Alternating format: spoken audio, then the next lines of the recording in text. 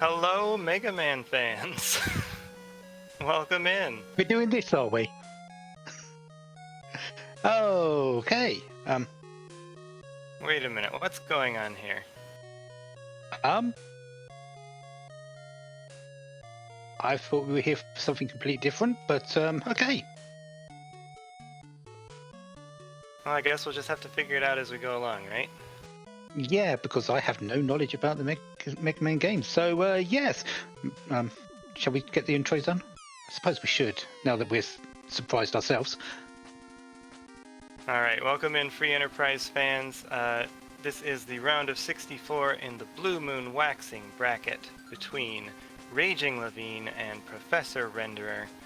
These two are going to be putting on a show for us tonight, so let's show them our support and let's hope for a great race tonight, okay? And our pew pew skills, of course. Of course.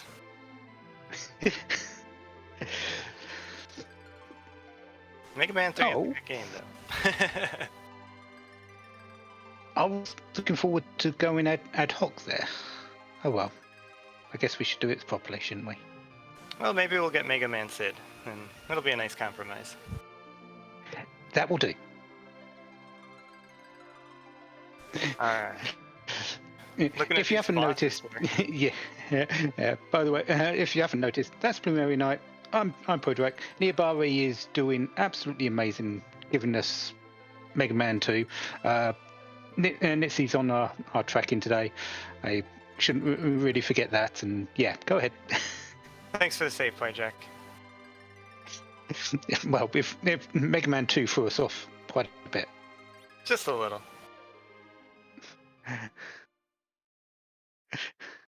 Looks like we're already off to the races, though, so let's just dive right into this and see what happens. Yeah.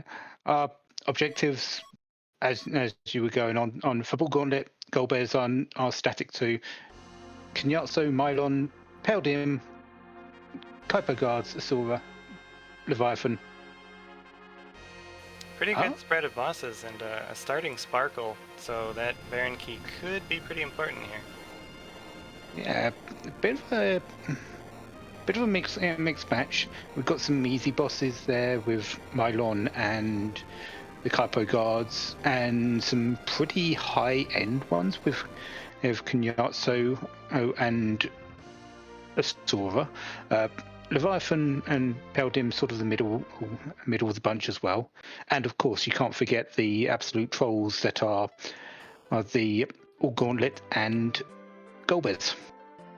Yeah, depending on where they show up, they could either be pretty trivial and annoying, or quite a bit of a roadblock.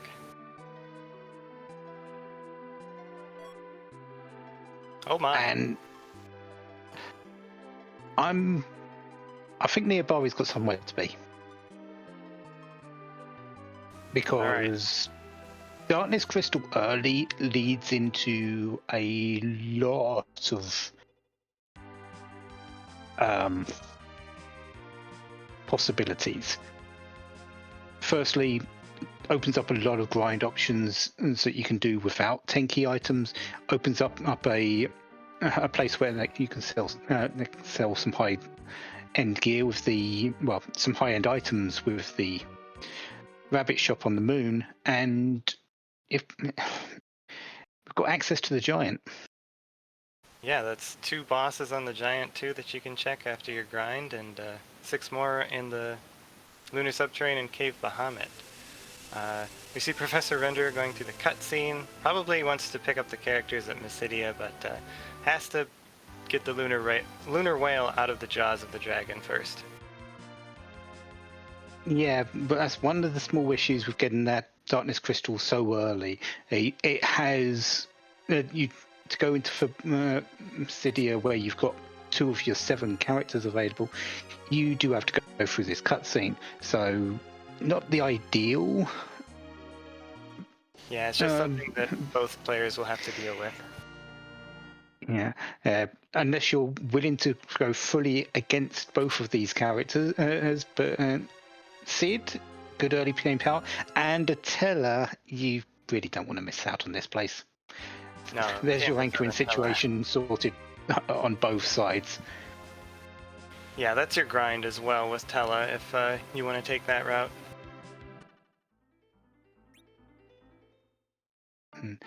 Other characters we've got, Porum is in Damsian, and Edge is in Watery Pass. The only one we're not knowing about at the moment is the one on Ordeals, but usually that's the last check made by almost everyone for characters. I like to sneak it a little early, just after Mysidia, but yeah, usually you can wait till you climb the mountain proper to see who that character is. But let's see who the boss in Mistcave is.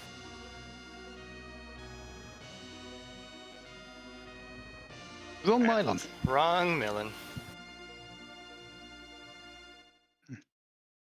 It's an easy fight, but considering what the team we've got, but really, it's not a required fight. And it doesn't give anywhere near as enough experience for even one level at level 10. So, yeah, that's going to be a skip for both of our runners, I feel. Yeah, I absolutely agree.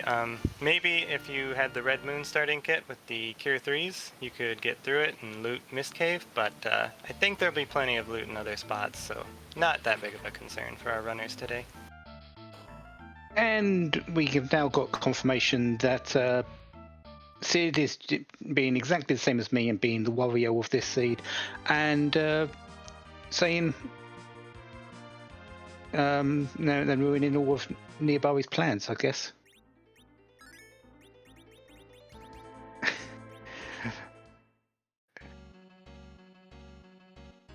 Alas.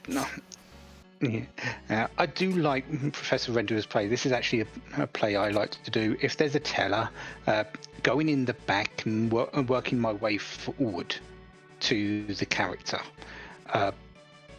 because you got all this loot which is fairly good over in this part of the dungeon, and if the character is someone you don't want, you can skip free chests and use Teller to exit out and keep in everything you've got. So yeah, this is a Edge, so you're not going to skip out on him. But this going all the way through this, getting fairly good gear, money as well in a lot of cases, is for anything that you don't use. Yeah, this is I feel this is the best way to go around this cave if you've got a teller. I absolutely agree. Fully looting this cave, especially on T Wildish, you can get tier 6, sometimes even tier 7 loot, and we've seen a Murasame and a strength ring at least.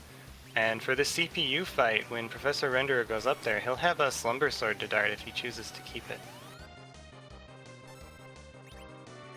At this point, I don't think there's really too much in the way of selling that's going to happen. So, yeah, that Slumber Sword is great throwing equipment. It doesn't sell for a whole great deal. You've got things that will sell for better, like that samurai armor. Yeah, you've got people that can use it, but you might be wanting to find better things than that later down the line. So, sell something. Yeah, samurai armor is like the starter armor for a backroad heavy armor character. It's going to get you through a couple fights, but it's probably not enough on its own. CPU in this spot, though, this is... The fight itself is easy. It's very easy in its application. But overall, with the amount of damage that's been found at the moment, really, Cecil is not doing anything. Kane has a spear. Spear. Wow. Edge on RagingLevine's side has only that one middle sword, so is not really hidden that hard and is fighting up against a back row enemy. Yeah, this is slow. You can win it. It's just slow as molasses. It is really slow, and you're relying on the attack accuracy being halved by targeting that back row CPU unit.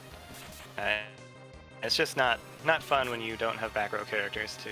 this is like a Red Moon fight without the back row glitch right now. Yeah, and Professor Render is going to show later why this is why it's so much different when you've got Edge with weapons. He's found a ninja sword now, got that Murasame. Just having him with 2 weapons over the 1 would be a big improvement. He's got 2 good weapons. Yeah, Edge is unique in that he actually gets a strength bonus for both weapons being equipped. So if he only has 1, he's definitely at less than half power.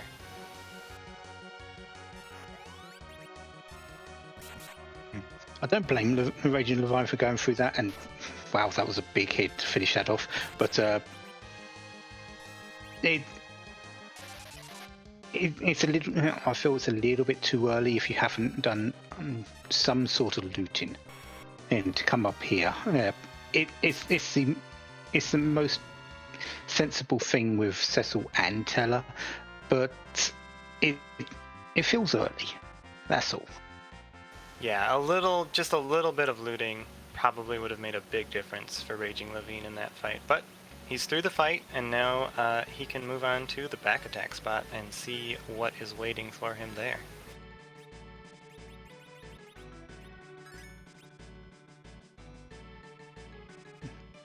Surrender is really heavily looting, which I like. I think it's a good thing to do at the very start of it, but maybe not the entirety of Handline Cave, but has found some nice things as well in here, and a required boss, so this is going to be good for him. Yeah, even that Dancing Dagger, Kane can use that as an item, and do a little bit more damage than he would with the Spear. Yeah, most definitely. Rubicante in that second spot, this is painful, actually. Yeah, the magic in this spot. This is. You have to be hitting things unless you're going to be throwing stuff. You have to be punching, and the magic is just too much. Yeah, the flame magic will at least hit Rubicante. He loses his absorption to fire after the first time he sets a weakness to ice for some bizarre reason. I'm not sure why exactly, but and doing that will also revive any characters. It will prompt a counter from Rubicant to revive your party, which is interesting. It might be a way through the fight, but I don't know that Edge has enough casts in him to fully down Ruby at this time. He doesn't, and it's 3,000 hit points. Flame would do a little bit, but it wouldn't do that much, and at the moment Edge is a one-man team. No one else is really making an impact. Teller could help with the ice 1 casts, and it would do a fair amount. It would do about 200 to 300 damage, which is odd saying it's coming from Teller, but it's still something. You just got to survive long enough, which that's the problem. And Professor Renderer checked Hobbs, and we saw Dark Knight Cecil up there, so we had our Spider-Man pointing at Spider-Man meme going on. He reset out of that real quick, and I think we got the tower key from Antlion. Not a bad key. We know we're going through the hook route, so you're going to be able to pick the boss at the top, and if it's something that you require or something that's easy enough to go through straight away, that just makes it an easier choice with the tower key in hand. Yeah, picking that boss, and especially if it's a required boss, like you said, it makes it a lot easier. But if it's not required, it gets a little trickier. You probably want to do it somewhat early, just in case that tower key is a required boss, though. Elven Bow and Heroin Robe, great stuff for Rosa, for Raging Levine. One thing that should be noted is he's just put the bow and arrows on the wrong hand, so that will dent it quite a bit. Yeah, I believe it's 4/5 attack power for doing that. Yeah, but it's still more than what he had before. And also found a long blade, so edge is quite a bit more powerful now, especially with black belt. Yeah, definitely. I believe it also picked up a Stardust, which could help for any number of random fights.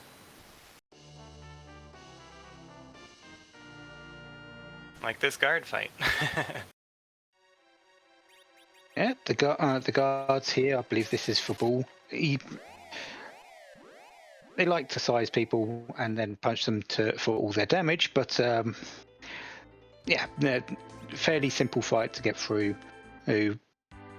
Levels for the team, and honestly, that Cecil going down, we haven't gone to ordeals yet. That you don't mind that. Not at all. In fact, it's kind of unfortunate that he gets the free heal here, because sometimes it's just nice to let him take a nap until he becomes a paladin, so he doesn't take up time. That's important. That's an important item. That was the Earth Crystal. So many times we've seen that really, really late, but we're finding this in the very in quite a few early in one of the very early texts. This is a time when you're still wanting items. The Destroyer Treasury, those 18 items could hold crystal swords, Excaliburs, some high-end gear for Pain, as well as Edge. That's a check. That's a very good check to make, I feel, this early. Yeah, to be honest, the Earth Crystal and the Darkness Crystal as well are two of the reasons why I think Fading Fabul can be a big risk. It's just if you miss out on that loaded treasury, that just is really a feels bad moment when you come back later to find it. I understand why Professor Renderer isn't checking it straight away, because he's done a lot of checks already, a lot of looting already. So yeah, I kind of agree. I think you can class change Cecil here, and then you can go up the tower for the what is it, 15,000 experience or so that's up there. Yeah, so that he's got a lot more items to work with.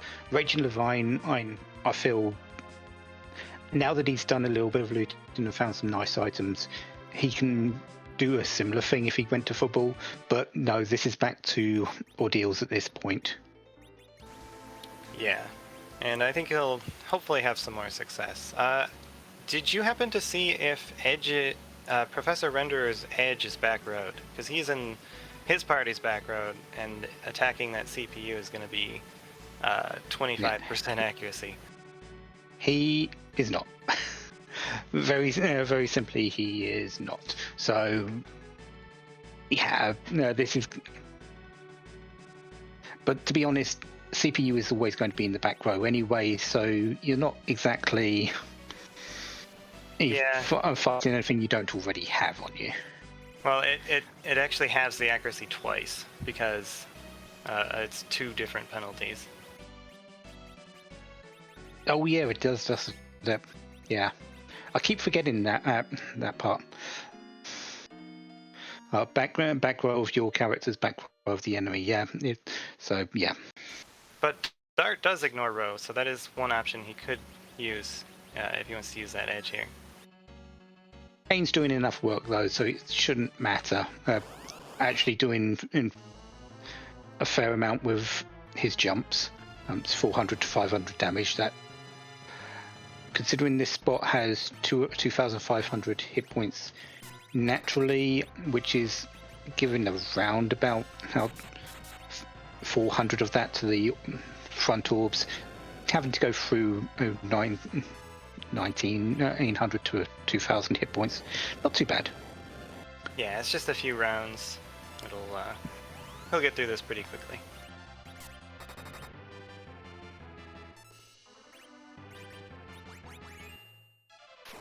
And as Neon Gray, our tracker, points out, Kane can jump from any row. The jump command completely ignores row when considering accuracy.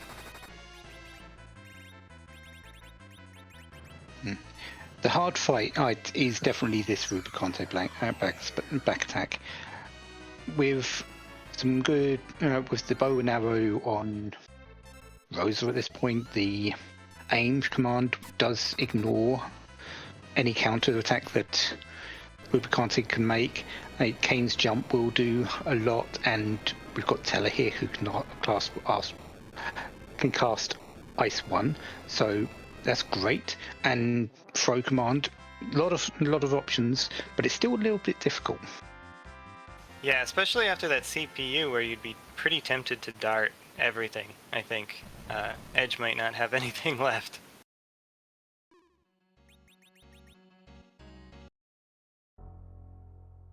And there's the other side of the.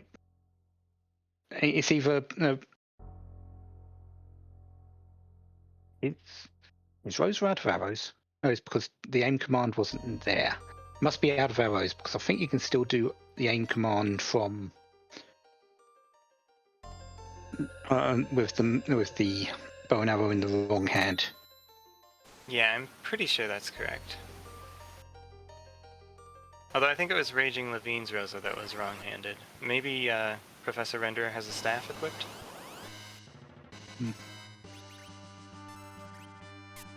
Oh, that's required.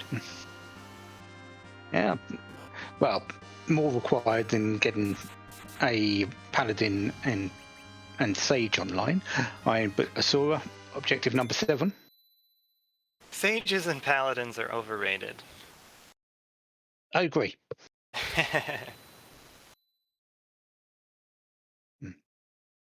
Also found the Luca key here, and another item which isn't too might not seem too important because we do have the warp glitch on, so we can get to the item at the back. But we've seen many times that the boss in that particular location is very, very much required. Yeah, definitely. It's about a minute and a half walk, but it can be a faster check than a lot of other choices later on. One of the things I've liked to make when I get an early Luca key is actually to go and do that first. Check to see if the item is useful. So if we need to do the warp glitch, and also check that boss as well. It's not that bad, that slow of a check. It's a couple minutes to get down there, but you check the important things.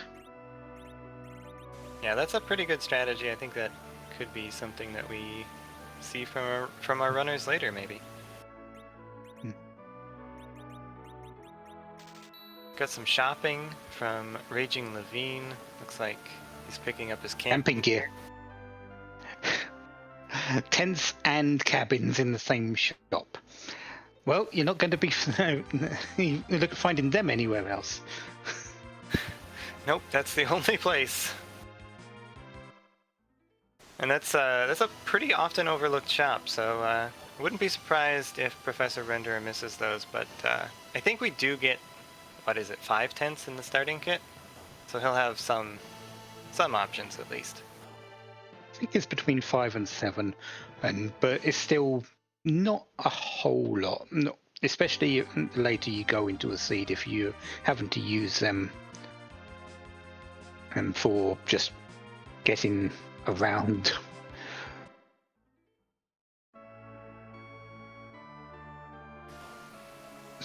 More shopping in Troya, and Thor Rages might be useful for that Kainatsu. a little bit surprised about this. There's not a whole lot in the overworld shops that are really worth your while.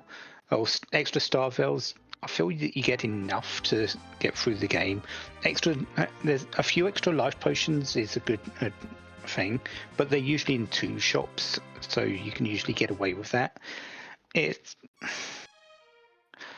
the overworld shops I just feel don't give you enough. Yeah, I wonder if he's looking for something specific, like those life potions. Well, yeah, he does pick up 10, 20, and an exit. Yeah. Life potions are really the only thing that I look for in the overworld shop if I am searching, and that's only incidental places if I do look into an overworld shop. Yeah, if I run out of star veils, I'll start a desperate search if I need them, but otherwise, I definitely agree. It's just, go ahead, do your tier 5 shops, see if you find them on the way. I'm much more interested usually in armor shops in the overworld. If I'm searching for anything, it's a cursed ring usually. Well, I see either 2s being purchased, so maybe that means something. I see a Kaipo lady doing exactly what she loves to do and telling people to get out of her way. Well, are you ready to play our favorite game?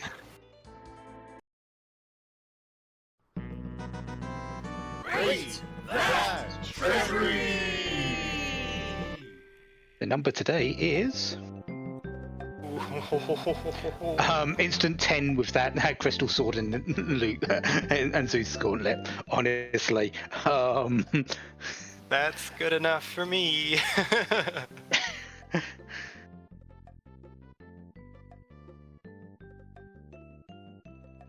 We got a bonus tiara just in case you want to do some low levels white mage stuff. Other than that, maybe we'll pick up an Avenger too. I think that would be on my wish list at this point. Yeah, tiara is great defense for Rosa, so crystal ring very nice. Dragoon spear, power sash, maybe not a 10, but definitely 8 or 9 for certain. Yeah, that was a huge treasury.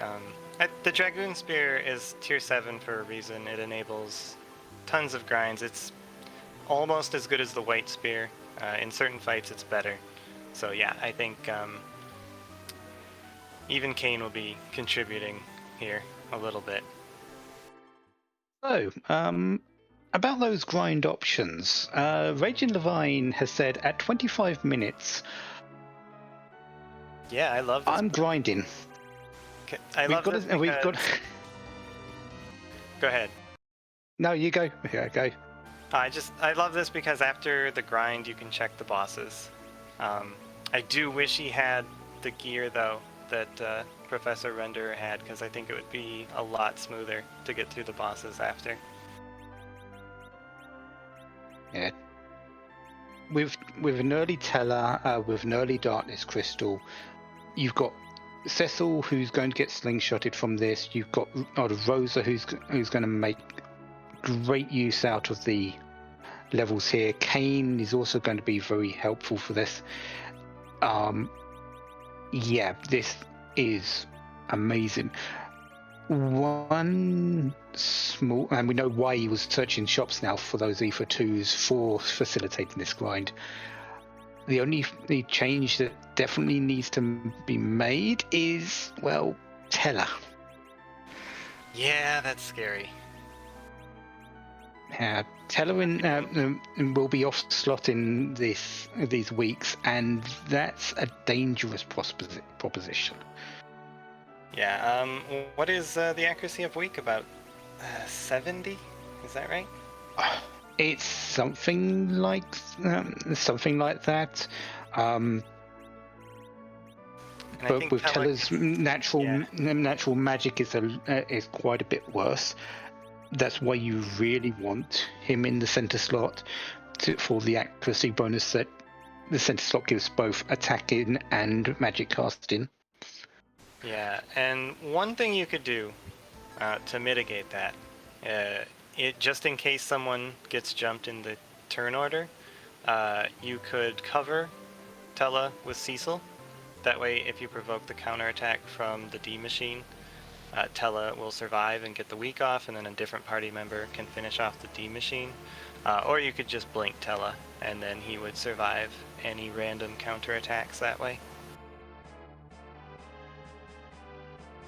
Yeah, both are very good. The other option, and that was sort of showed in TAP, is slowing the D machine.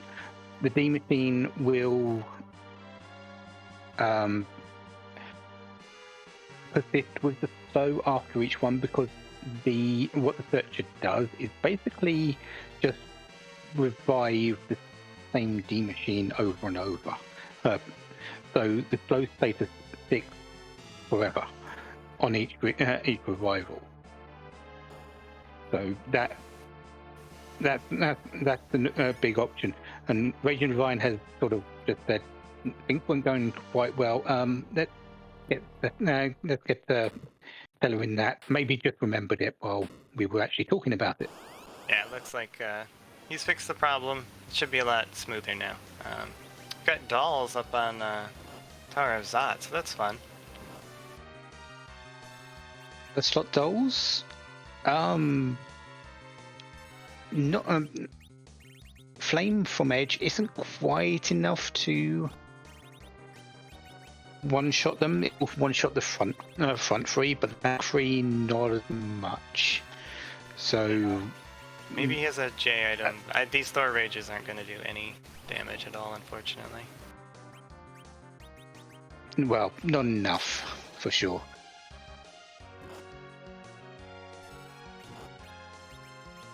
Maybe we'll get some Toad strats, or if there's an hourglass somewhere. The Zeus Rage is going to be a little bit better, but still won't be enough for the ones at the back. The front ones should die. Yeah, I think if Professor Renderer combined the Zeus Rage with a Flame cast, he'd get rid of the back dolls. Yeah, definitely. This spot has around about 9,000 hit points in total. Majority of that is on the big doll. Since it's split 7 ways and the majority is that and like that, yeah, you're going to see a lot of the front dolls not have much, and the back dolls have, I think it's around about 400 on the front dolls and 1,000 on the back. I'd say that sounds maybe a little bit less. Yeah. And one thing I just want to point out quickly for RagingLevine is that those beamers can be weaked as well to just facilitate getting to the D machine grind a little quicker. Yeah, that's precious MP on that Tella though, although let's face it, we've got E for 2s, so yeah, it makes sense to just use the MP. Will Professor Renderer save? Yes? No? What do you think? He's already seen Wyvern, so this isn't as bad a check. But yeah, you save. You maybe you don't check save on the first check, but the second check, yeah, you save. Maybe Golbez is a little scary here, but I think unless it's exactly Tella and Rosa, you're probably okay. And you know it would end up with being Tella and Rosa. Yeah, it probably would be. Lunar Spark in Dwarf Castle 2, that's good knowledge to have, because we are looking for one of those. Yeah, looking for that Pale Dim, and don't forget the Piggy meta either. Yeah, we'll get to see what colours these are. I don't really have a good eye on these, so... Well, it's basically yellow ears means a blue or purple sprite, and white ears means a sparkle, or a red sprite, or Dark Knight for some reason. Yeah, Dark Knight's the imposter among us. And then there's a couple of miscellaneous sprites out there. Well, Saving was useless.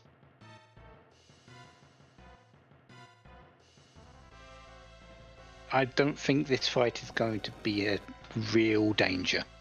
Yeah. The only question is, do you kill king and queen? Is it faster, or do you just wait it out? 3,000 hit points on both of these here. Yeah, You but can crystal with points the each crystal one. the crystal sword Cecil makes it easy to do that. But this bot isn't exactly slow anyway, so yeah, you can wait this out and probably get about the same amount of time. Yeah, sometimes the queen takes a little bit for her turn to pop up, but no issue this time. Usually the queen's quicker than the king, so it's. But the king gets the first, I think, priority in turns. So Interesting. yeah.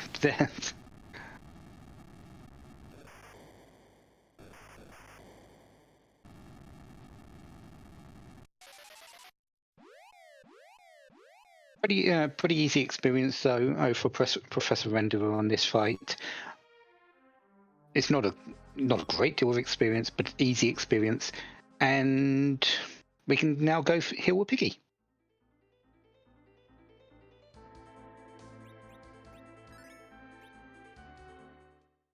Or cast last exit with Rosa, whichever one you want.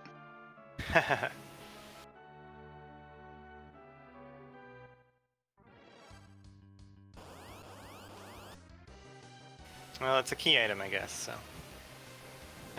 Getting pretty Yeah, close to 10, I guess. Yeah. No hook yet, so this has to be either the route to it or it itself, because there's no other overworld checks.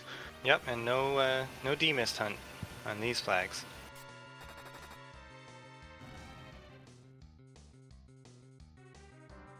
The little bursting levels will make sure that these two fights go pretty simply though, and the second one being required usually helps.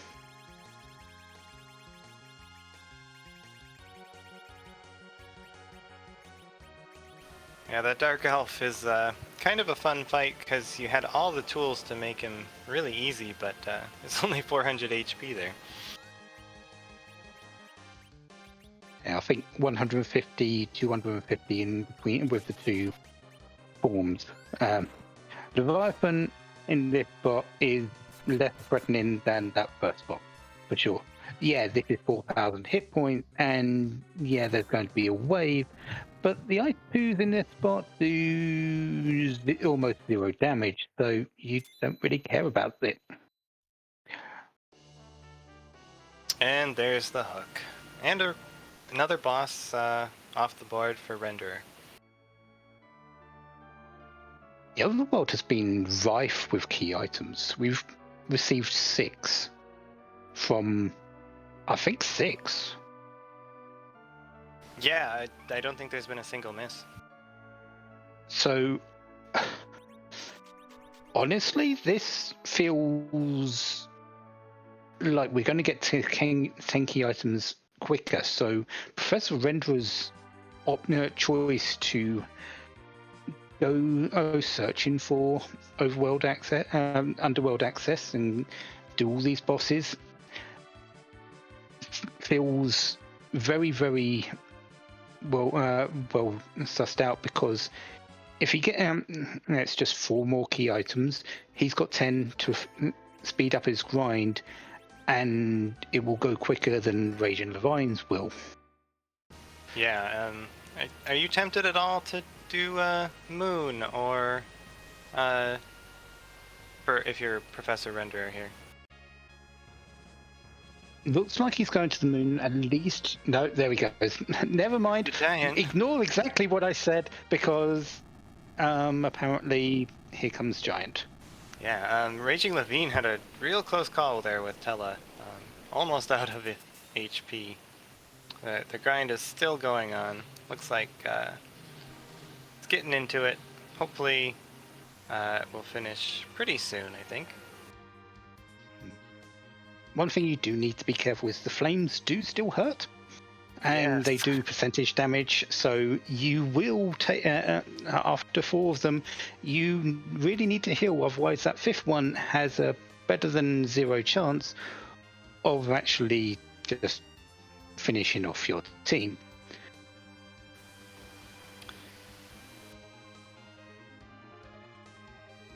Yeah, so, elemental gear can help with that, but I don't think Fella has a protect ring, so that's not something that we need to worry about. So with grinds going on, because basically that's what we're going to be here for at least probably 5 more minutes with RagingLevine and Professor Renderer being here around about 10 to 15 minutes. I suppose this is a great time to say this is the highway to the Zemus zone, the 2 moons, red moon and blue moon. Today we've got the blue moon on this particular race.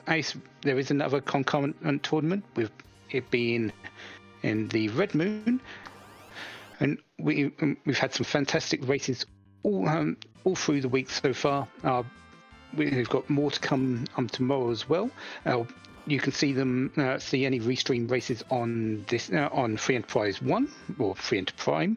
I'm Free Enterprise 2, which you're watching now. Free Enterprise 3, which is our newest stream location for this particular tournament, as well as our partners over in RPG Limit Break, who have a current. I think they're doing the Final Fantasy relay at the moment, but they have graciously agreed to help us as they do every year with our tournaments. So thank you for them. But not only that, but we do have VODs available on our YouTube. We've got a massive amount of footage there to be watched and seen, and at your leisure as well. So yeah, feel free to give everyone a like, a follow, or whatever you do. Nearby, our restreamer, Nitsi, our tracker, Plumerian Knight next to me, as well as our runners, RagingLevine and Professor Renderer. Everyone is doing an amazing job, and that's a great time to finish because RagingLevine has finished. We can talk about other things. Excellent. Random Horseman. That's a bummer for Render. I do not enjoy finding that the wrong grind fight there. Yeah, and I would make a change. Sorry, it's Neon Grey that's doing our tracking today, not Nitsi. Sorry, I do apologise for that, both of you. Big boss check coming up. Let's see if the giant is required today. Ah, yes it is. This is a lot of HP of zombie.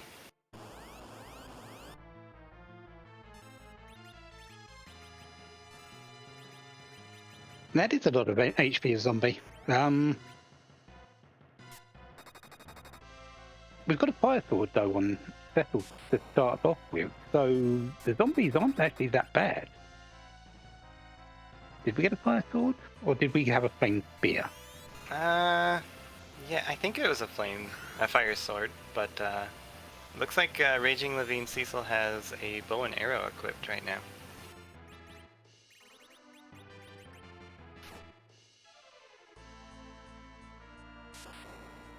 Kane's saying, okay, I don't mind, because I'm doing 2,000 damage per jump.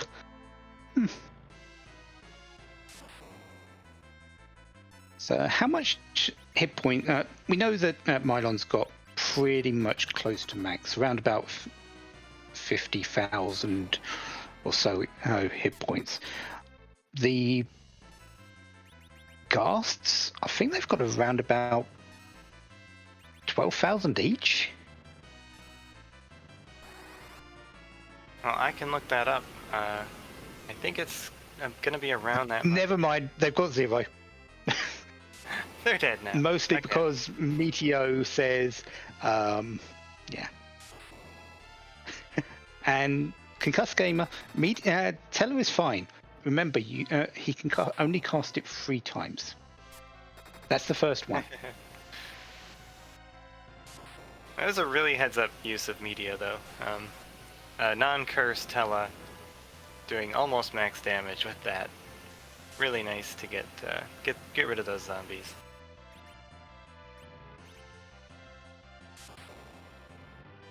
Looks like the ghasts only have 6,360 HP there, so not too bad, but still, it's gonna be the worst spot to see them. Yeah, that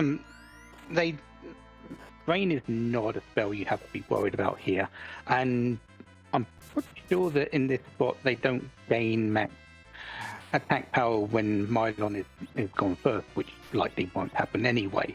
So this, yeah, the ghasts aren't really a problem. Just waiting until Mylon's down, though, that's gonna take a while. Yeah, I think the HP from Mylon will protect you from the ghast's attacks.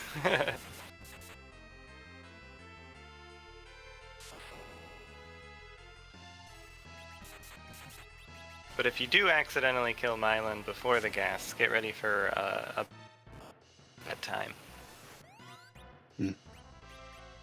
Edge is going to be fine here. He's doing a fair amount of damage with the berserks happening now. That's going to help a lot more. Kane's jumps doing 2,000 is not exactly unmeaningful. Cecil's really the weak link here. Yeah, it's just gonna take a few rounds to get through this, unfortunately, but you know, sometimes that's just what you gotta do, I guess, right? Yeah.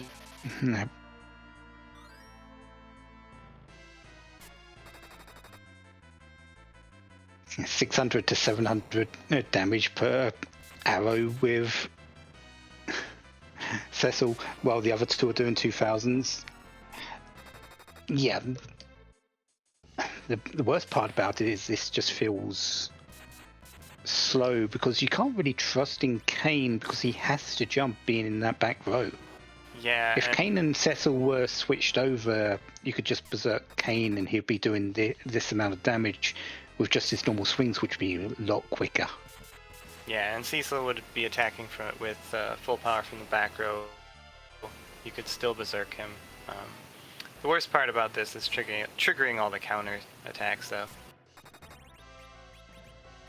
Yeah, which in some higher magic spots that would be a problem, but it's just lit one. Yeah, lit one is just time cost. Yeah.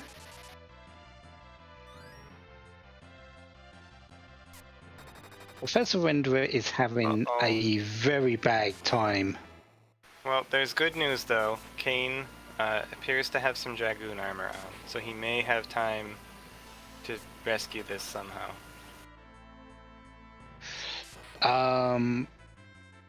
Unlikely. Oh, no. Mostly because that was I think he had a number of misses from Teller being in that off slot position. And yeah. I don't know if he has an hourglass that could have rescued the fight. Salvaged it a little bit.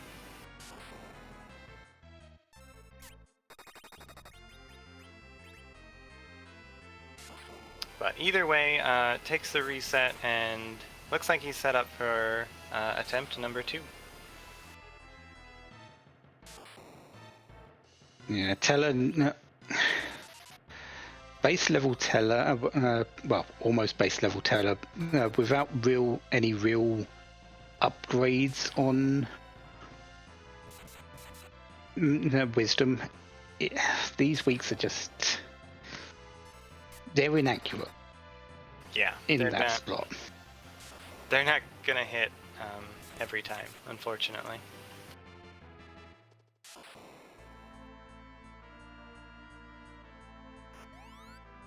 Yeah, and as Neon's saying, this actually isn't the D Machine fight. This is a Centaur fight, because it's number 2 on the chart. Wait, it's Steam Machine? Looks like it's Steam Machine. Okay. Bring Am I up the chart. misremembering the chart? I am bringing up the chart right now. Yeah, I don't talk about the chart unless I have the chart in front of me, because I don't have it memorized.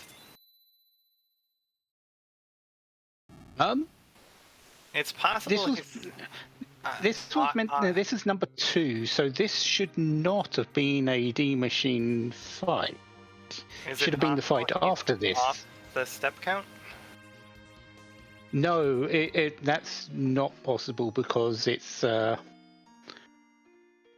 it sort of starts once you're on once you load in, which Professor Enderer just did. So this feels different. I don't know.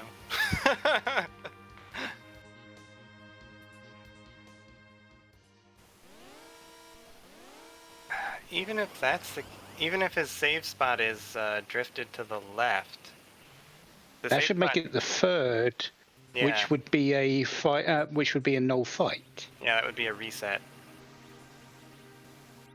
But maybe it's the chart is based on what space you actually spawn in on as well, which we haven't really gone into a whole lot of details. This chart is very old, and there's been a whole lot of things. Usually it is, but there's been a whole lot of updates to the way we see the game. Yeah, that's very true, and well, I'll be interested to looking into that later. But for now, he's got the fight, so that's good. And RagingLevine is going to head out of the giant, seeing that the mom bomb in the CPU spot is not required. I think that's a good plan. No need to take that fight on.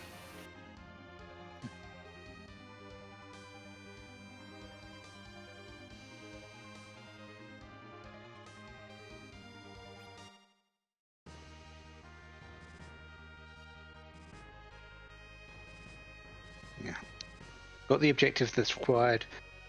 Now it's really a matter of where do you want to go. You've got a lot of options. The Eblin isn't a bad one because you're looking. RagingLevine is now looking for a weapon for Cecil.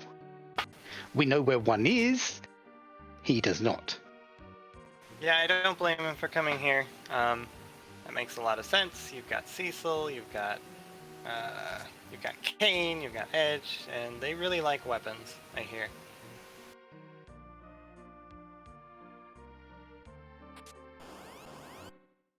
And there's our first monster encounter, which is the 3 Mad Ogres. Shouldn't be too bad to deal with. No arrows. Hasn't got any arrows. Still, with Edge and Kane being as powerful as they are, you're not really worried too much about taking this fight. Yeah. I'll be very surprised if they can win it. If the Mad Ogres can win it. Taking some time to knock Tella over, I think that's a good plan. Shouldn't be too much of a concern for this party. We've got 3 speedy boys here, so. But still, safety first.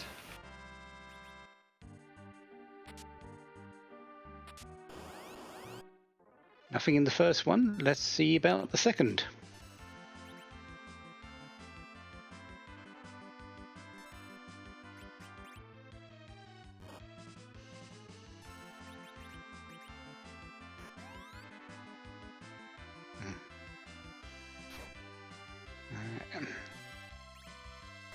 A flame from Edge should finish this real quick. Oh, yeah. Another moon. How's Tella doing? Tella needs to go to the moon, RagingLevine. Don't believe it. How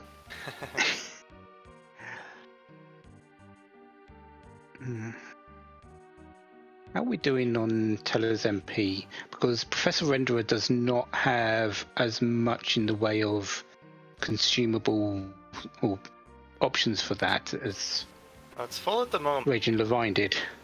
I don't know. I think he may have used an elixir. And maybe is running out. Oh no. Luckily the D-Machine did not hit Tella there. Yeah, this is the other. Well, there's a miss. There's the other issue with Oh, please. Tella being off slot. You're more likely to have agility not in your favor. Oh, I really hope Renderer can get through this. No, life's not gonna help you. And Tella's just not fast enough. Even Kane wasn't fast enough. That fire was queued before Kane could get any actions off, unfortunately.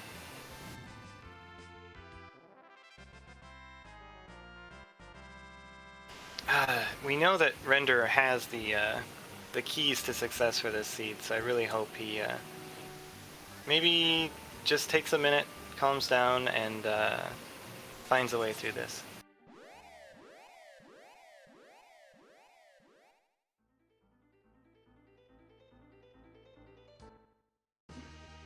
And where do you think RagingLevine's gonna go after this?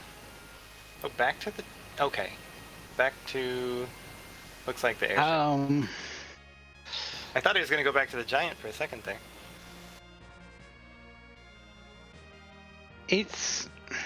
He's got a couple of options. He's got Babil or the Baron Inn or the Giant. Sorry, not the Giant. The Moon itself. The Moon would be an interesting play. I don't see it happening. It's just no pass. Well, he's got the levels. So yeah, the levels are there. That's for sure. His choice is for Babil, though, which we know is the Earth Crystal, which could lead him into the into that treasury. I wouldn't be surprised if it does, considering he wants a weapon for Cecil. Yeah, that Eblin Castle was not really the kind of Eblin Castle we're used to seeing on T-Wild.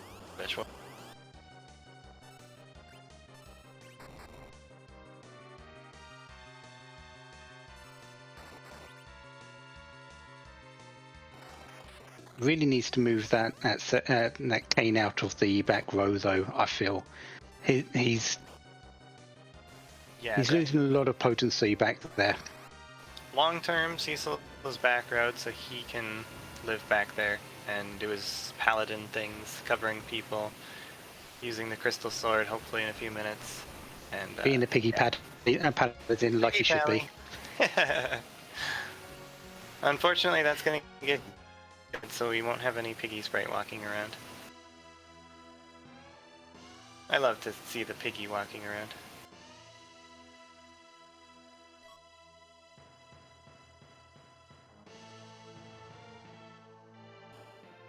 Earth Crystal gained. No checking of the that chest at the top, which is almost instinctive to a lot of runners. Running out. Where are you going, RagingLevine? That menu is pretty pristine for all the looting that he's done. That's really good organization. Really impressive. Here comes the Troya Treasury. That was a beeline to it. Have to you do don't. It, right? Yeah, you could be beelining it here for the Earth Crystal boss checks. You don't usually do that. Yeah, there's way too much value here to not come here at all. Yeah. So I think, and we know he's going to be rewarded in that fourth chest. No, fifth chest. Fifth. Lots of goodies in here. Team's gonna be really happy to see all these weapons. And suddenly, Edge is pretty much the weakest Yid on RagingLevine's team. Yeah. Kane's now got a Dragoon Spear. Cecil's got that crystal sword, or Edge is rocking a long in the middle, which has been doing him a fair amount of good. It's not a crystal sword. Long middle will get you through some fights, but the crystal sword will get you through them quite a bit faster.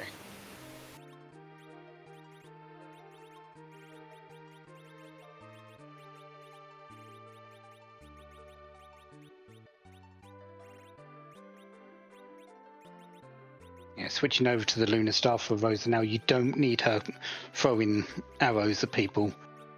Yeah, her archery days are done. She can now be the white mage and basically make the team a well-oiled machine. Since we don't have any Bacchus yet, she's going to have to be casting Berserk.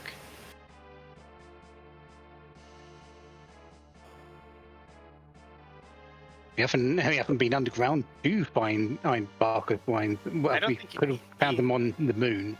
I don't think either player has checked the moon shop or the hook shop yet. No, Professor Render has been the only one that has had the opportunity, but chose instead to come up to the giant to do his grind. RagingLevine hasn't got that hook to even check it.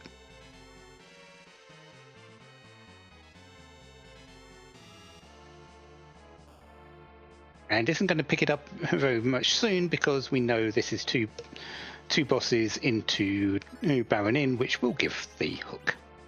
Yeah, it'll at least dump him off in Baron, so he'll be right there. It's a good route for sure. Oh yeah, this be worth it this time. Yeah, four bosses, one after the other. Just getting them out very quickly. Yeah, this is a very good routing option.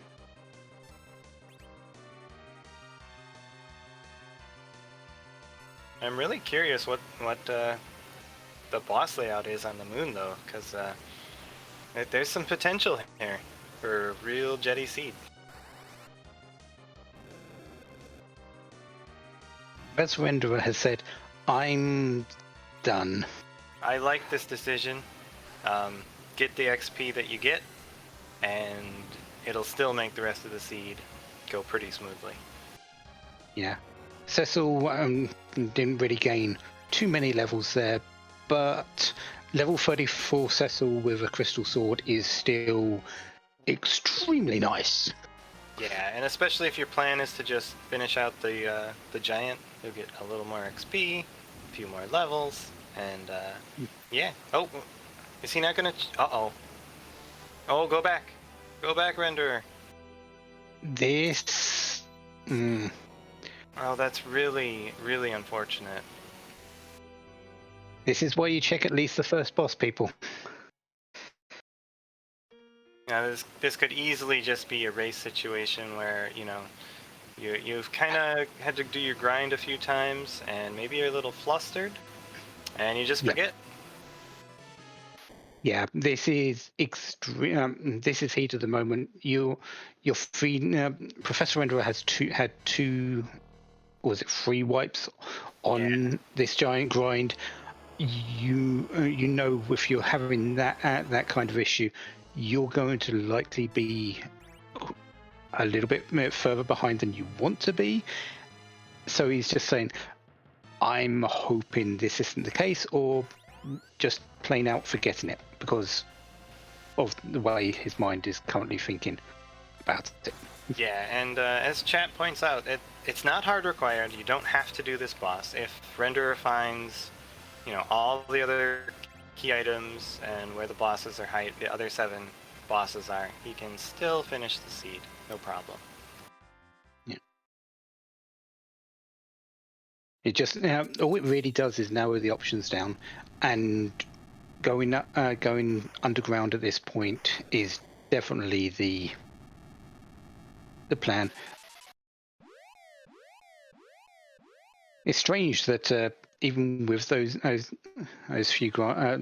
few issues, RagingLevine hasn't exactly had an easy time with their grind and had a long fight in that Mylon. So Professor Ender is still going to likely be the first runner Underground.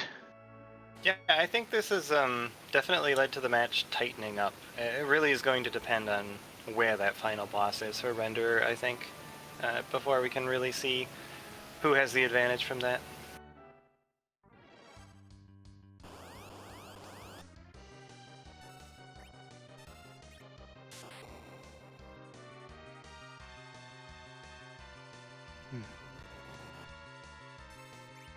Here comes the Dark Elf into Leviathan, though, for RagingLevine. To get that hook. That we were all curious about. Yeah, and yeah, Barkus Wine's Hourglasses.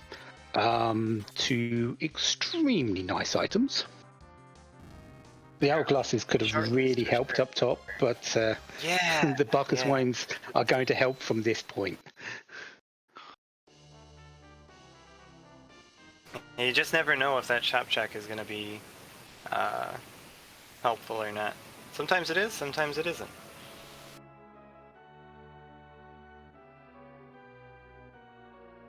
We do get to see now who our bosses are at the for this hook route, and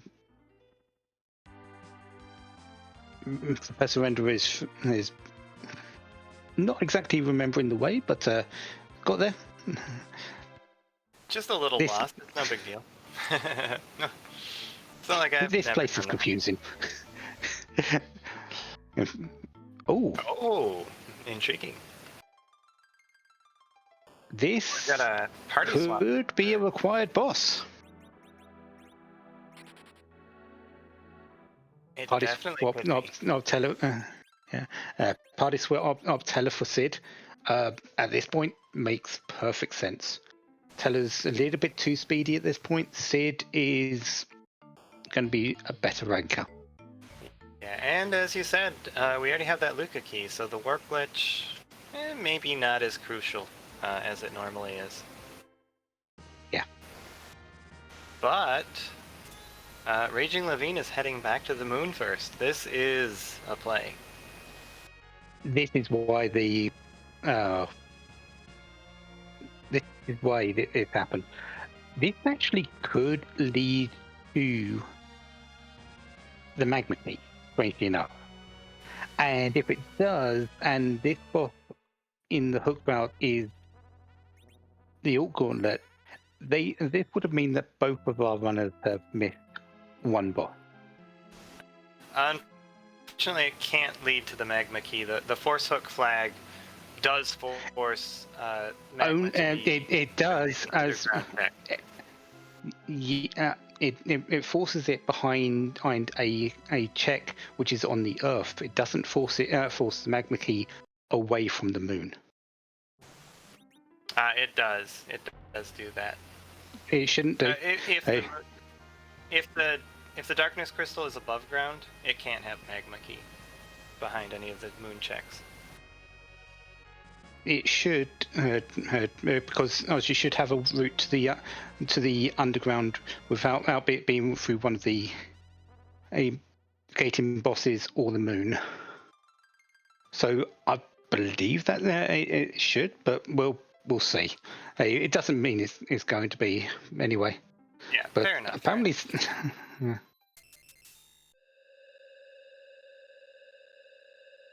Then I kept saying it is, but well, yeah, we'll see. We'll see if we find a magma key here. Some logic behind it, I think, that treats force magma differently than force hook.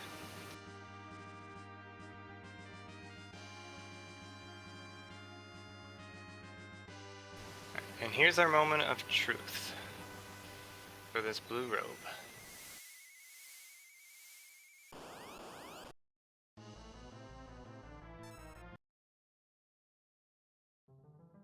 That's Gauntlet. No, it's tag. Okay, never mind. Like I thought there was a yeah, it looked like a delay. Hey, okay, I'm getting all the things wrong today, so go me. Oh, no worries, no worries. You're doing fine. Fighting.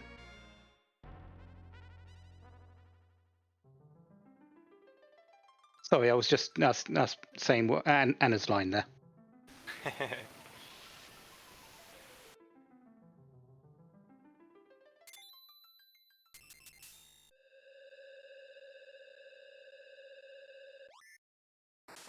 Alright, so that's a disappointing water hag. It's a normal water hag. Well, it does open up the Gauntlet on the Moon possibility. No comment.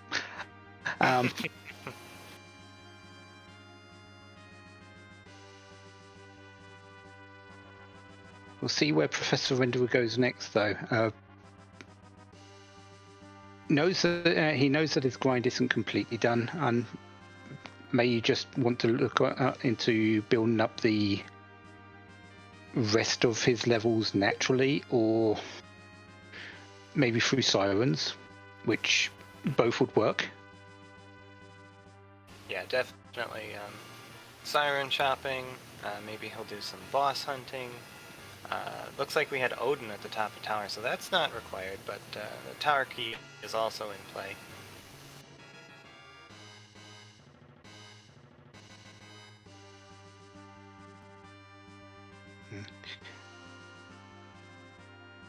RagingLevine is just beelining it to the bottom here. This is an intriguing location. It is, and let's face it, the power you've got on this particular team, you don't really care too much about the bosses down here. Yeah. Is this just a face check thing, or is he going to take any on? His levels say no to taking everything on. Ooh, that's a big no. Yeah, there's definitely a no. But fighting a couple of these just to get the key item check, even that's not really required, is it? Because you might need them, but you to get to boss spots, but yeah, we just don't know, do we? Yeah, this is the difficulty with this particular flag set. You're doing boss hunts, so you want boss locations. Hello, Gauntlet behind Tower Key. But to get those locations, you have to do bosses that may not be required and you don't want to do. In a lot of cases, they're on the moon. Yeah, I think the big thing for RagingLevine is he doesn't have the pass, and he's still missing, Harp, Package, Baron for boss locations. And we know that there's a Sparkle at that Beigen spot, so that is also a potential boss location. So it's quite a few that he's missing out on if he doesn't grab any of the key items here. He may have to come back later.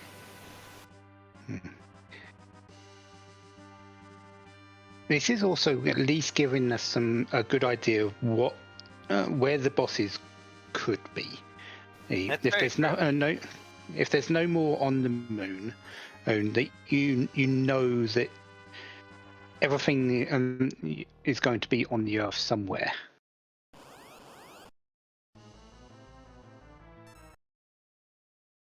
And so far, the moon has been coming up very empty in terms of bosses. Yeah, absolutely nothing. I don't know if we checked the Murasame altar. Not yet, no. Okay, so that's just the one spot left.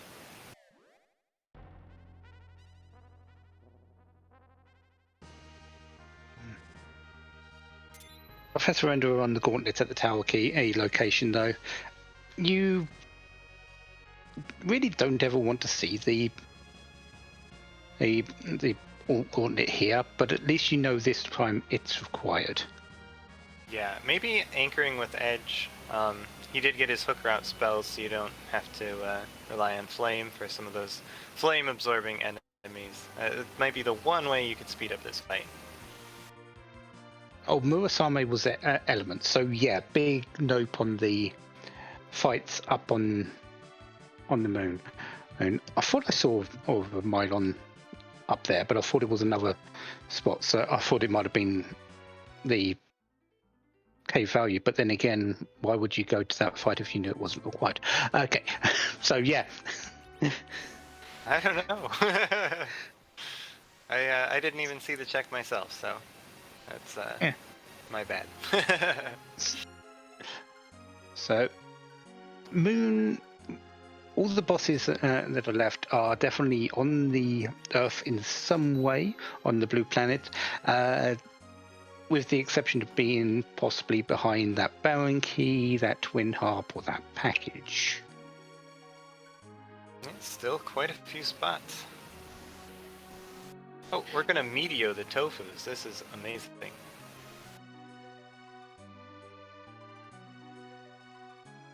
Well, they're sort of immune to physical damages, but They don't have a ton of HP. Oh, not jump apparently. Amazing.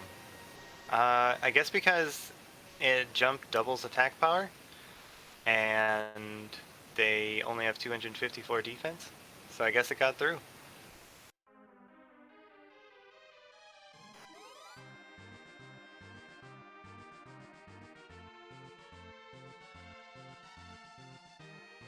RagingLevine now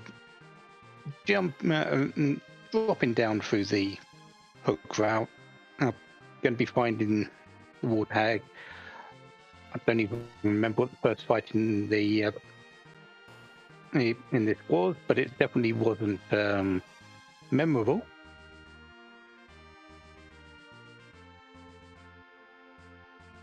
So I think this tower play was really good for Professor Renderer here. I don't think I'd have done this first, especially with Darkness already in hand. I think I probably would have tried to check the boss locations first. I would have, because if I had the tower key, definitely because I wanted to just get this out of the way. Mm-hmm. Odin, sure, may be unrequired boss, but it's still a key item check that you may or may not need. Very true, and it is about a siren's worth of experience too. So if you haven't done a grind and you've got, say, Crystal Sword Cecil, you can probably get through it pretty easily. And it was Bahamut at the King Queen, which isn't really memorable. So no wonder I didn't. Yeah, we just kind of glossed over that, didn't we? But not a required boss, so, and just 6,000 HP to chew through. I may be seeing things a little bit, but I think it was perfect sync that the Warthag disappeared on Professor Renderer's side to appear on RagingLevine's side. It's just teleportation magic, I guess.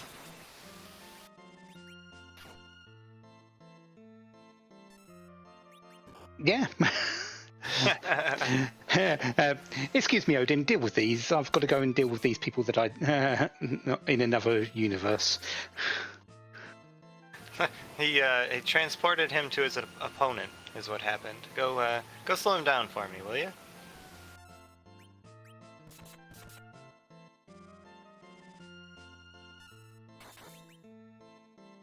And that Warthag had exactly the same experience as the original did.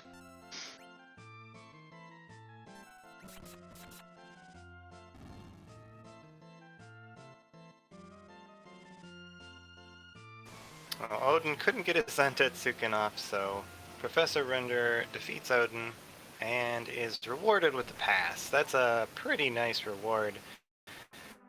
Especially since we know that all the bosses are down here. No need to go to the moon. Yeah, exactly. Professor Renderer doesn't know even that, if he of course, does end up but we do. Hunting, say, key items. Yeah. He does end up hunting key items. He'll have to come back to the blue planet to find the remaining bosses anyway, so that pass is a huge pickup.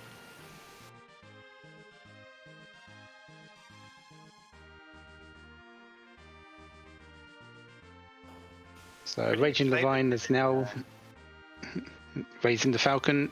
Will he be dropping it down and going up the tower? I can't see a reason why he wouldn't, honestly. But there's plenty of other places to go down here. Yeah, still missing lots of key items. And yep, you are exactly correct.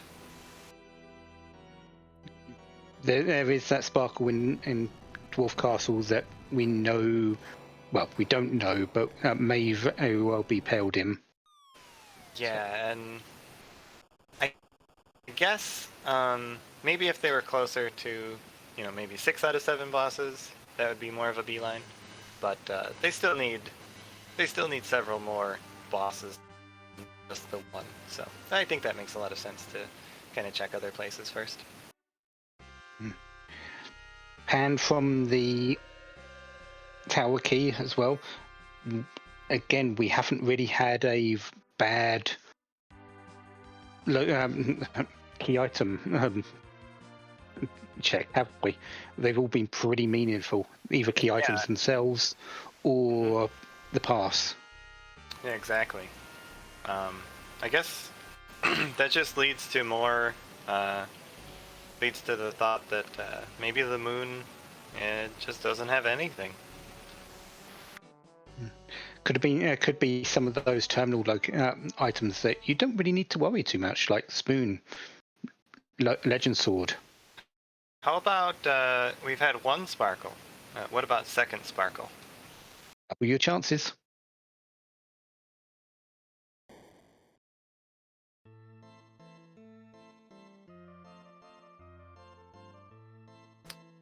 Nitsky, neither player has gone to the Feymarch yet.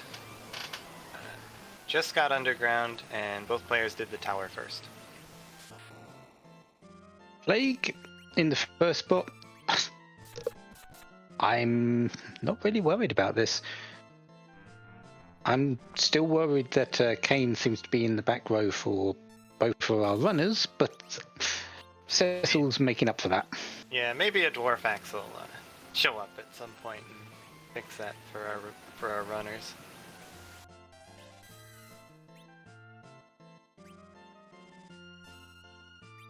Hello. Looks like Render is gonna play this safe and get the Doom recount coming. One more swing from Cecil should win this fight, though. And all you really need is Teller for one more thing, which is warp here. It's not really required, as we see RagingLevine has swapped Teller out for Sid with the Luca key available, but it's nice to have and do quickly. Yeah, definitely. You get the key item location. Maybe you walk down sealed cave anyway later.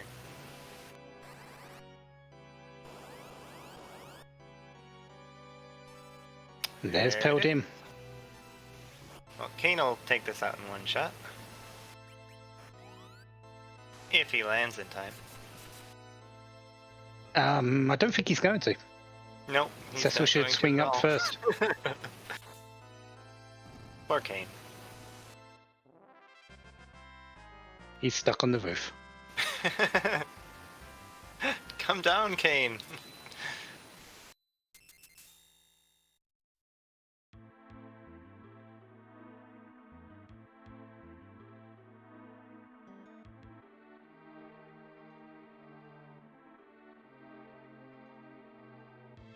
You know that scene in Jurassic Park with the ceiling tiles? That was Kane leaping into the ceiling tiles and getting stuck.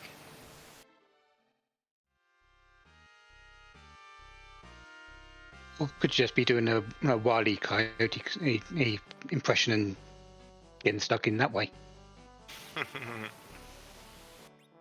Okay, there's our first song. White shirt.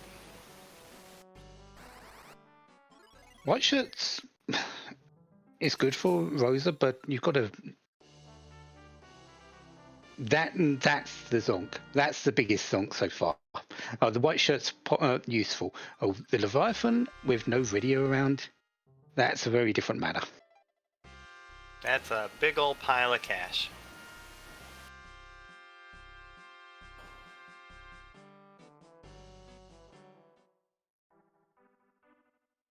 I'm not even sure if the cash is really helpful, actually, for this team.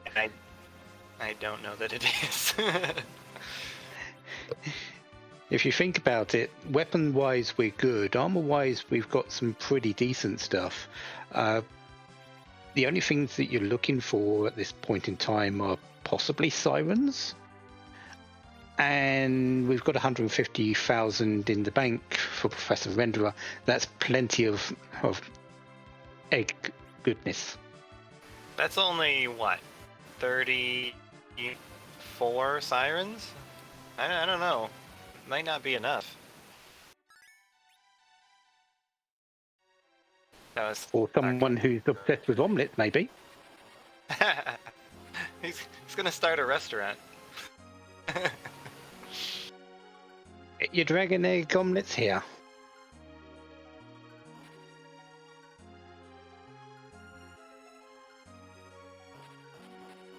Off to the Fey March. Makes perfect sense to be heading this way now. You're looking for the bosses. There's two possibilities here. Hey, There's that dwarf axe. Dwarf axe.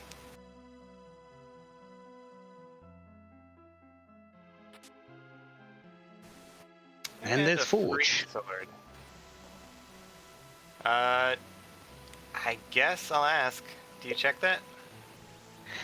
With what we've got at the moment, there's no real need. Yeah. Honestly, there's no real need. Not really at all. Yeah.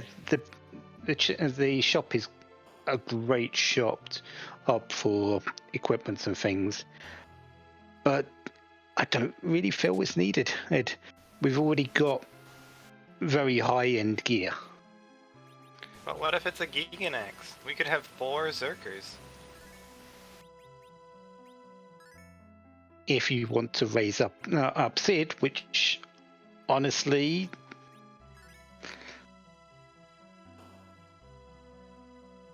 wouldn't be a bad idea. It wouldn't be a bad idea, but yeah, it's not really worth the time investment, I'd say. There's a required boss, though. Yeah. Time to get those Barkus wines out. This is a little scary. Not as bad as if he were in the other spot, though. This is still 30,000 hit points, so these waves are going to do around about 600 to 700, I think. Maybe a little bit more. But that's enough to get Teller down. Oh, maybe a little bit more than that. This is kind of convenient. Alright, well, Render had just enough HP to tank that first wave. But he's gonna have to act quick. You really needed to get that heal out rather than the blink, because Kenyatso will not punch you at this point. The only thing that he's doing is gathering water and waving at you. Yep, he only punches after the waves get dismissed. Which it looks like he's gonna do. It's a little bit late though for that for the second wave. But we'll see if Cecil survives it at least.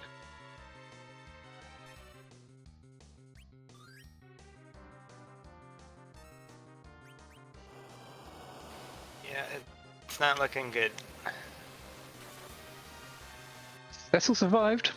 Yes, to survive.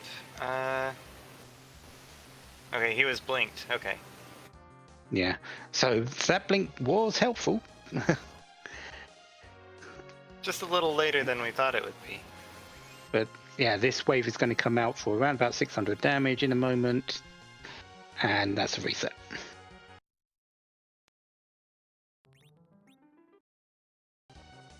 Looks like RagingLevine, meanwhile, has gotten through the turtle. Yeah. I'm not sure if Professor Renderer picked up any Barkus wines. That's a good question. Ooh. I know RagingLevine did, but I'm not sure if Professor Renderer actually did.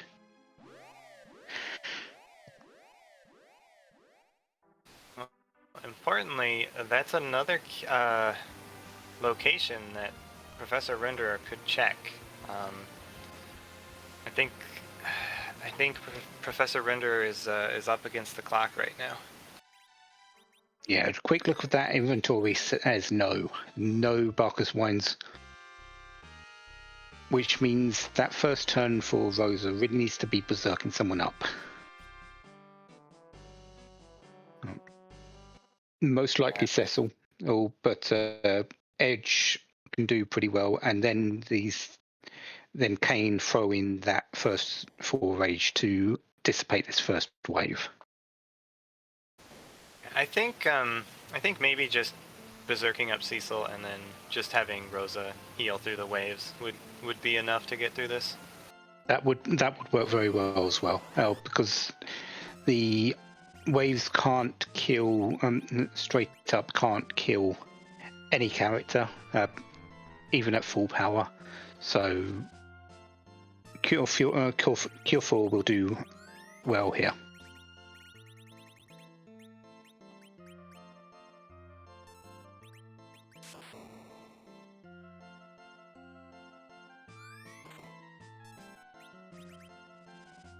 RagingLevine over in Dwarf as well here. I'm going to pick up his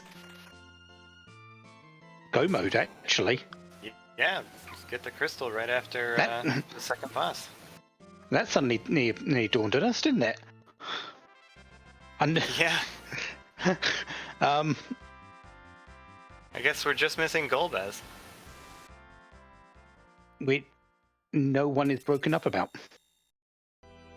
Well, Golbez is broken up. He prepared a new comedy routine.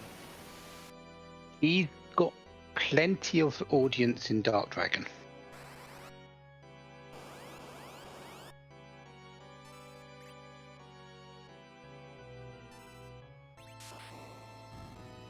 So there goes Peldim. Is Dark Dragon Pen or Teller?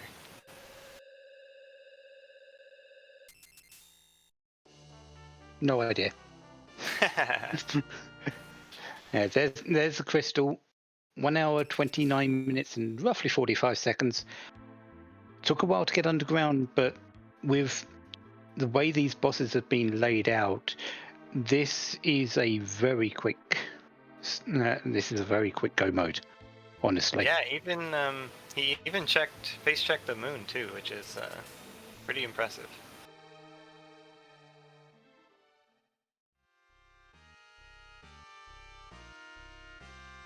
I think his levels are pretty good. We'll see if he agrees or if he goes shopping for sirens. I certainly hope his levels are okay, considering the D machine grind he did. It was a good one. And making sure Rosa's got that white shirt. Barker's wines are in hand, and this fight's going to be fairly academic for us as a working team. We've got to pass. No need to go back to the moon. Heck, we haven't even gone back up ground, so we've got another cutscene here. We're on our way. Boy, as a runner, that would be really kind of nerve-wracking, don't you think? Like having to go through that cutscene, the crystal in hand. Especially knowing that you've pretty much had a bad time with a grind.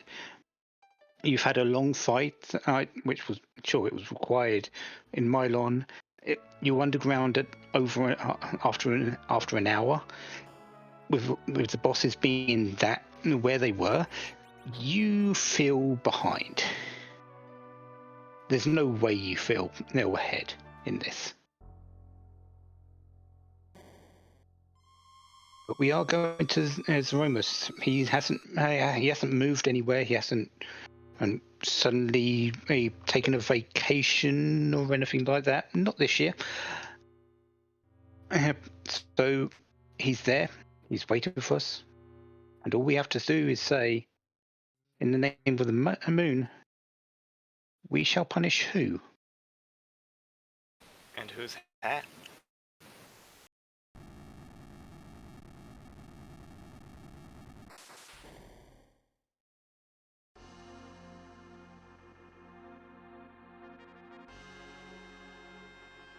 And we also get a check with the forge on Professor Rendra's side, because why not? Yeah, you may as well check the shop, check the forge, Maybe it's some scrap metal. Power shirts are nice. Fence sword and power shirt. Yeah, those are the two best things there. Fandango, Well, that's an upgrade. which is almost as bad as the scrap metal, and I guess you could go and fight like Yeah, heat buffs. it's not even an upgrade.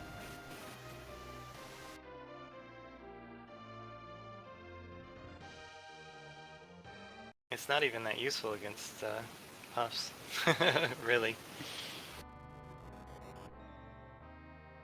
Well, speaking of Mega Man, nearby, you got that at least for you.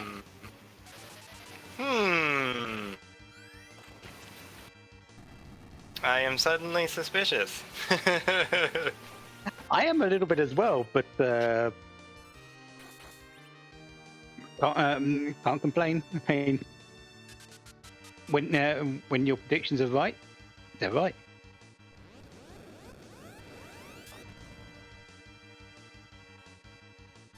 Time to Zerk up Cecil. Time to Zerk up Edge. Kane is going to be jumping because back row. And Sid, well, Sid can just sit there laughing like the Wario he is. Right up until he takes a nap.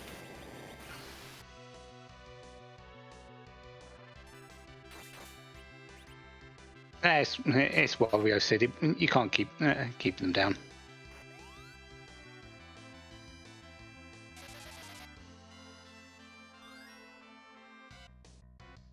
That Cecil has a lot of HP. I don't see him having any trouble here. He's not going to have any. He can probably solo this fight, honestly. Yeah.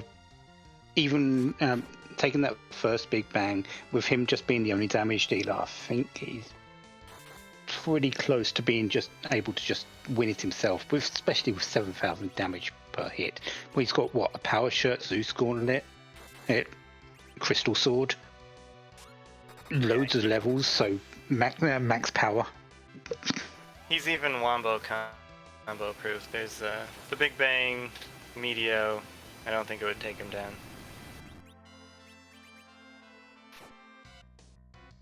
But we're gonna get a nerf, and if this counter nuke does hit Cecil, that actually could be a small problem.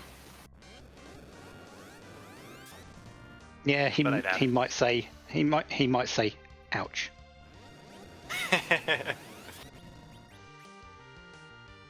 He won't. Rose is going just saying, "Oh, I can work on my tan."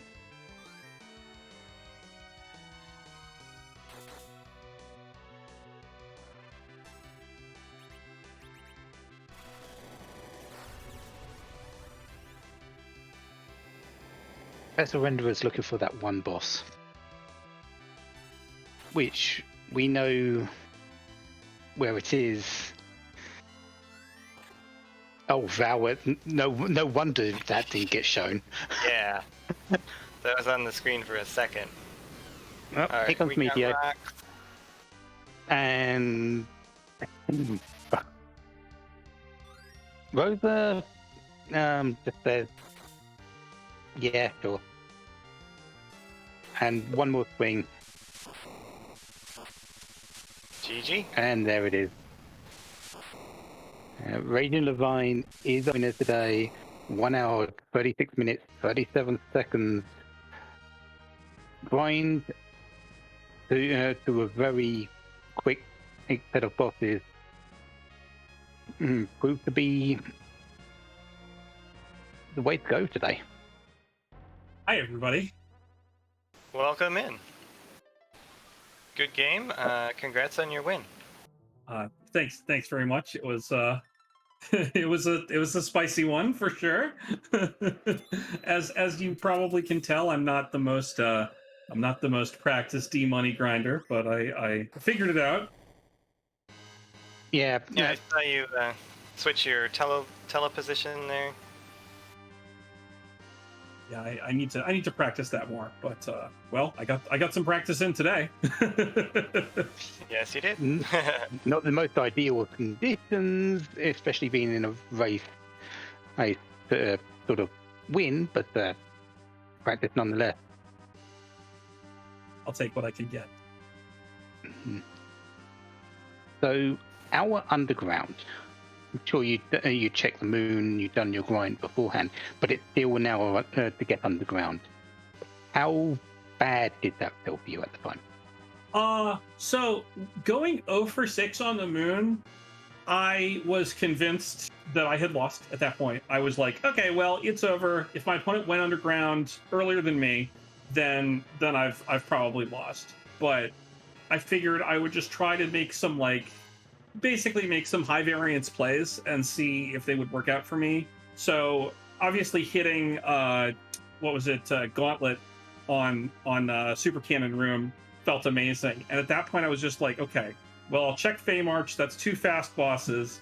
I saw the Kanazo and I was like, okay, maybe we're back in this.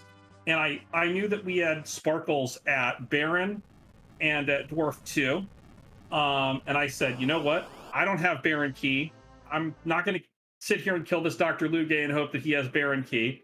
I'm just going to go make a play at Dwarf. I ditched Tella, so I don't have Warp. So this is a risky one since Warp Glitch is on. But I just said, you know, whatever. I have Luca Key. I'm going to go for it. If I have to go down, Sealed Cave, I'll go down Sealed Cave.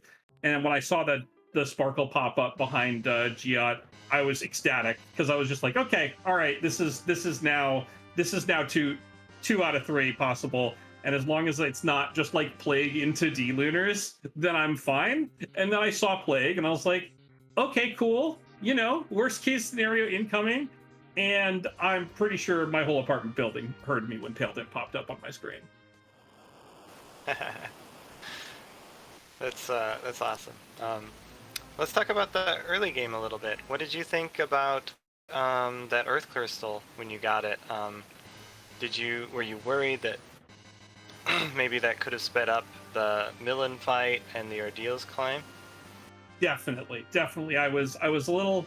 I allowed myself to have like 10 seconds to be tilted about that, and I was just like, all right, well, now that I'm done tilting off, I'll just take the Earth Crystal, go look for that Holy Sword, because at that point I had gone 0 for 3 in Evelyn, and I didn't want to like take the Staleman chest or something, waste a bunch of time in looting in Evelyn Cave.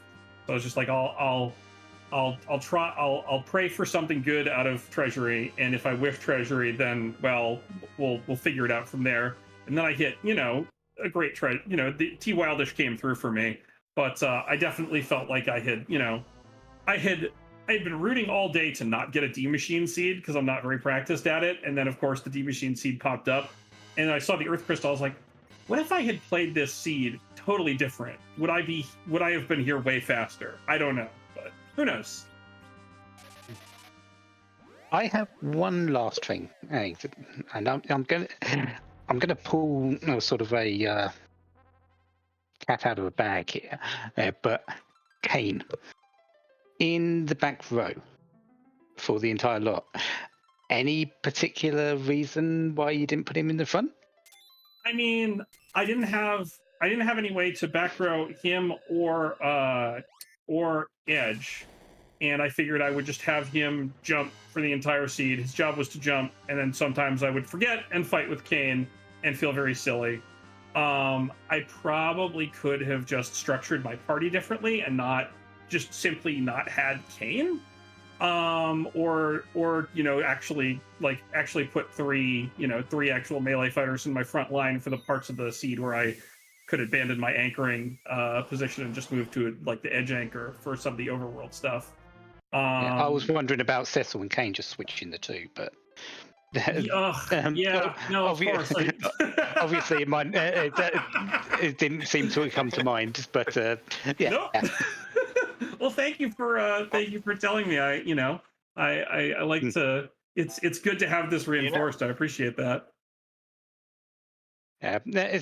That's really the only downside. You fix pretty much everything else on the go. It's just that Kane one has been bugging me from the very get-go. It's like Just switch them over. know. Does just as well in the back, even better with how well he's geared.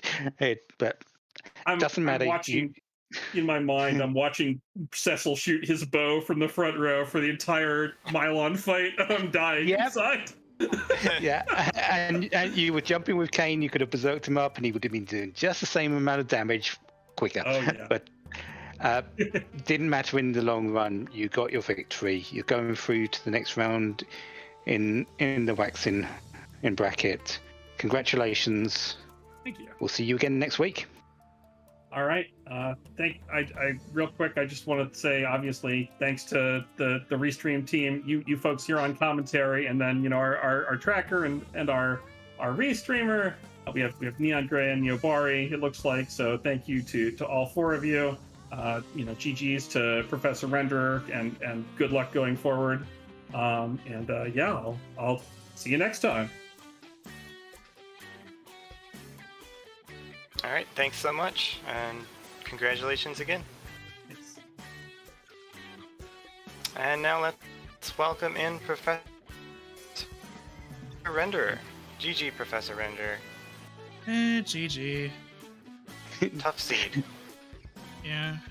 I can definitely feel that it in your voice that you wasn't too impressed with your own play. No. I mean, to be fair, I'm horribly rusty. Like, I am extremely rusty. I haven't been playing this for like a while, mostly because and for reasons that's like kind of too long to get into. Some relating to real life, some not. But I've been away from it for this a while, and it kind of shows. And I mean, I still have picked up some stuff. Like, I mean, I still know how to play it for the most part, but the fact that I was those 3 failed demaging grinds should not have happened. Like, they should not have happened at all. Not on top of not getting the encounters. Yeah, it felt bad for you, and we felt bad for you with each one, because it was all really down to little bits of Teller. Really, not hitting those weeks, and just the punches afterwards, and the fires just going off way too quickly. Really. Yeah, that was like what's getting me, because it's like I knew like the fire, like I can take like 1 or 2 fires, but then like after it gets way too out of hand, it's like that's like, so the first problem I had was just going up to battle speed 1. Second round, battle speed 3. I was doing for the most part fine up until like everything started to collapse in and on itself. Third time around, trying to get my encounters again, it was looking fine up until like it was looking fine, and then it all just came crashing down again. So I just said, screw this. I'm just gonna take like 1 or 2 like D machines. Not even like, I only get like one of them lifed, and I was like, that's enough. I don't want to do this anymore. So I just wrote off the giant, not realizing. I think that was a really good. Yeah, not realizing that my last boss was up around elements, and yeah. I think that's a good call though to cut that grind short, just because take what you can get and then move on. I think is a good plan. Yeah, and I guess to be fair, in all fairness, the fact that my last boss was on elements was pretty bad, and it's pretty bad.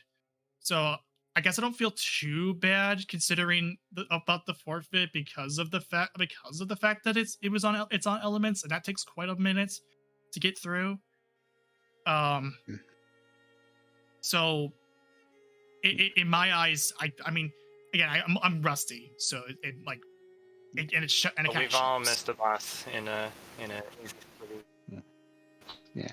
But going away from the grind, because we know that's been a big point of contention for this seed. Your early game was really, really good. Finding all the items that you needed early on, getting through that first half hour was extremely good. So there are a lot of good things you can take away from this. Once you got underground, you went to all the right places. It's just a few of the technical bits that sort of was against you today. Otherwise, it was a very well run unseed for yourself. So, yeah, don't feel all bad. You still do extremely well. Thank you. Yeah, I'm happy with. I mean, I was happy to get like, I was happy to see the early like on see Cecil on hero slot. That's like, that alone is like, okay, I know exactly how I'm going to approach this. And as soon as I get like Earth Crystal, I'm like, okay, time to hit the treasury, because like I know I'm still looking for Hook, and I gotta like do something anyway. And like, I mean, hey, I pull out a crystal sword. It's like, okay, I mean, Cecil's staying there for the rest of the game. Like, and I've already pretty much locked in my party. Tello was there. He was doing the weeks, and there was some times where I kind of forgot. Oh yeah, I don't have Quake on Tello.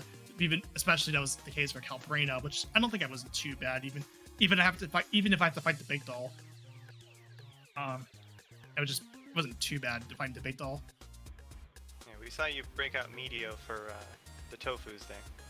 Shit, I was like, okay, I was noticing like, wait a minute, why am I just noticed, oh, their Tofus are doing like 1 damage on hit.